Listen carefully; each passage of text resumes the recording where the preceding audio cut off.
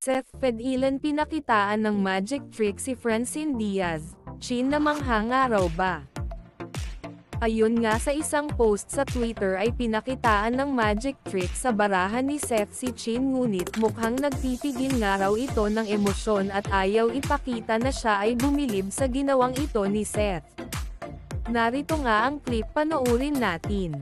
Ito yung sabihin ko ngayon. Ito lang sa i-iar mo lang dyan. Lagyan mo. Tara mo. Hindi! Isang kamay. Tatapakan. Ngayon, 7 clubs yung nakuha ko. Yes. Kamay ko magtatapos. Yun ang card niya o hindi? Pwede sagutin nyo na. Wala na akong gagalawin ha. Enter na card niya. Ano ang card niya? Hawak niya yung... Yung totoo, yung ba? Yung ba? Sabihin niya na. King of the Buksan mo yan. Tingin, Chin. Bakit naman, Chin? Bakit naman? Tama? King Diamond? Hoy! Ano ginagawa mo, Chef? Reaction? Ako mag-iisan ako eh. Yung kawalan niya.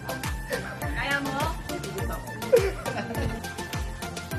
Talaga nga namang kahit saan na sigurong bagay ay magaling nga raw si Seth Fedilan, kaya swerte nga raw ni Chin sa kanya. Ayon sa ilang fans ay ano pa ba ang hindi mo kayang gawin ha Seth?